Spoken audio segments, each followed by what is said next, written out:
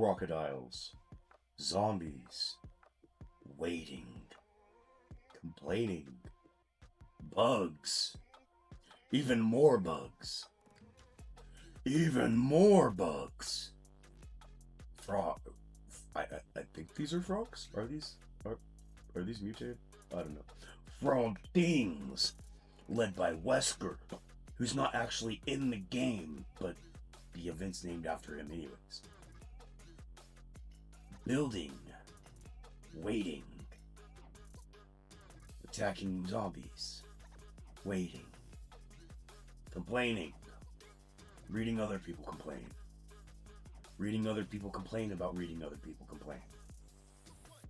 This is the honest trailer for Resident Evil Survival Unit.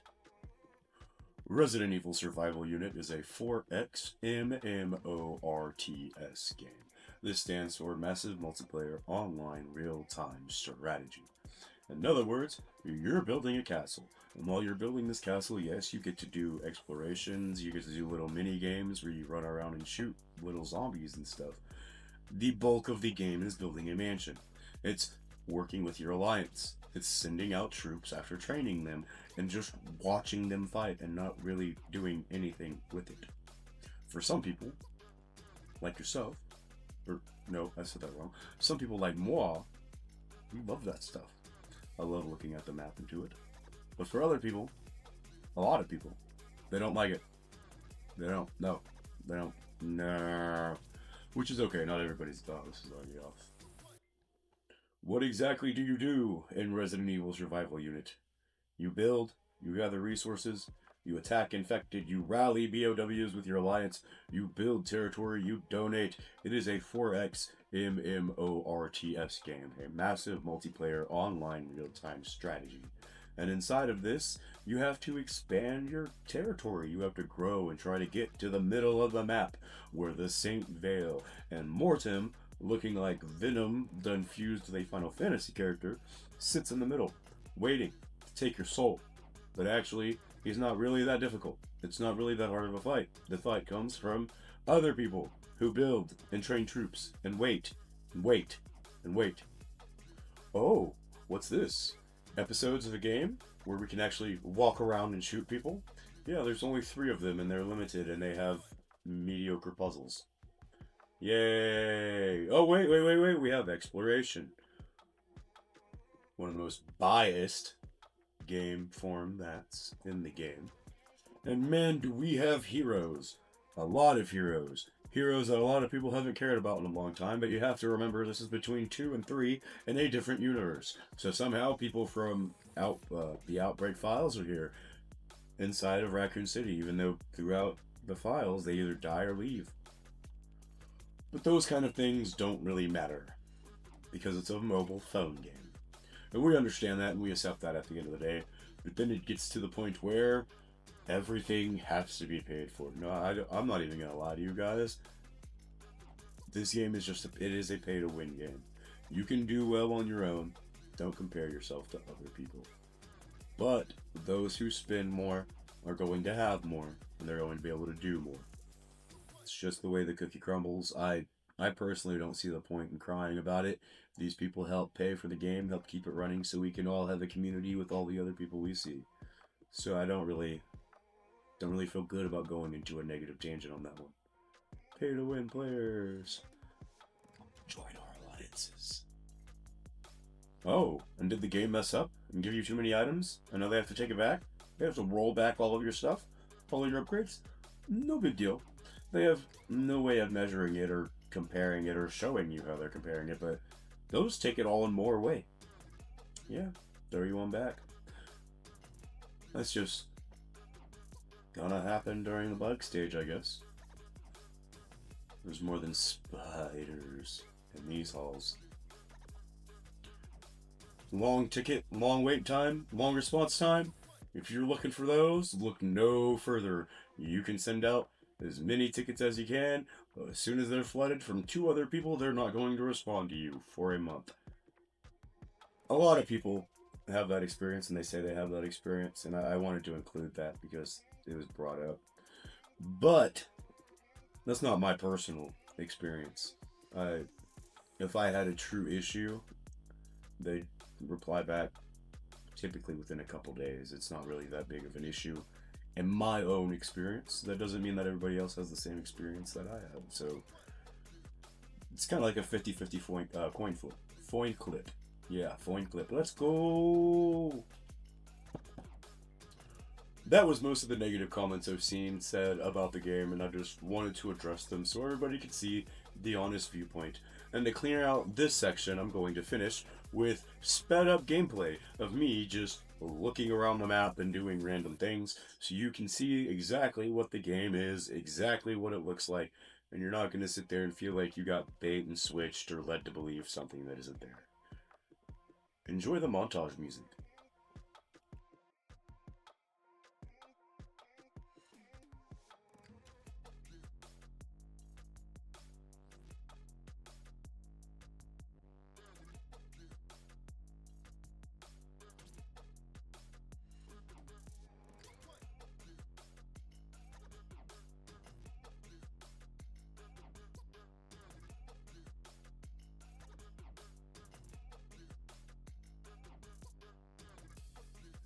Now, for the end of this video, I'm going to step away from the harsh jokes and stuff and give my honest viewpoint. Yeah, I can acknowledge there are some things wrong with the game. I know things are messed up, but that's kind of a key point, right?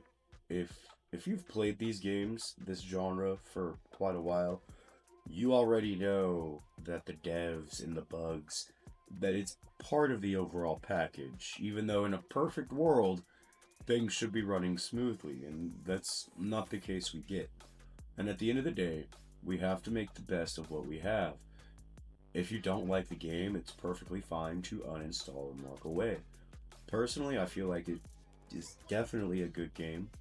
I understand that the devs don't always respond back quickly, but I will say, in my experience, they are better than a lot of the devs for these games that are out there. And again, just speaking from my personal experience.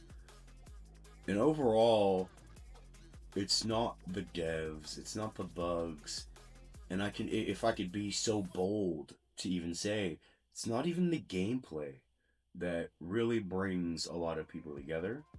It's the community, right? Because there's so many funny people. There's so many people that rage bait. There's so many people that literally have your back and will be there for you. I was dying in the hospital shortly after my third child was born. And there were people in a game sending money so I could make it, so we could make our family could make it through, pay our bills, and be able to take care of things. Because at the time, I was the only person working in the house. You meet good groups in different communities. And sometimes, some worlds, you'll just start off and it's just not gonna click. You're not gonna hit that big fire where you're gonna be laughing at everything everyone says. And even from someone who lurks a lot, like me, you'll still be laughing if you're a lurker. You'll just be on looking, seeing them being silly with each other, and you'll be like, that's some pretty funny shit. The community makes the game. And that's really true. And the community is really strong with Rezu. There's a abnormally large amount of veterans this early in the game. There's people being considerate about the lifetime and how long these games last. Really, it's not as bad as the people who play the game for 15 minutes and then go straight to the Discord to complain make it out to be. And I already know, I've already seen it just by trying to tell people it's worse in other areas. I'm not just saying that because hashtag theory for creator 2026, but that is the simple truth of the matter. That's my word, my honest opinion. And it's going to get better from here. Some updates are going to hurt, some updates are going to be lame, but then those updates are going to make the game. It's going to make it better. And they've already made updates to make it better. Even from the beginning, the UI is so much more smooth. It's so much more beautiful. It's always going to lag during Gator. But even today, compared to 100 days ago, the lag is day and night. You're not losing multiple marches to the Abyss or the Dark Void, or maybe those troops just decided to leave the Alliance on their own. That stuff doesn't happen as often. The arena is broken. I don't really care about arena. Just give me a couple points and I'll get to legendary gearboxes over time. I play the long run. I'm not really that invested in getting up points, so you're not going to see me really cry about the arena being broken. I highly think you should give this game a chance if you're not already.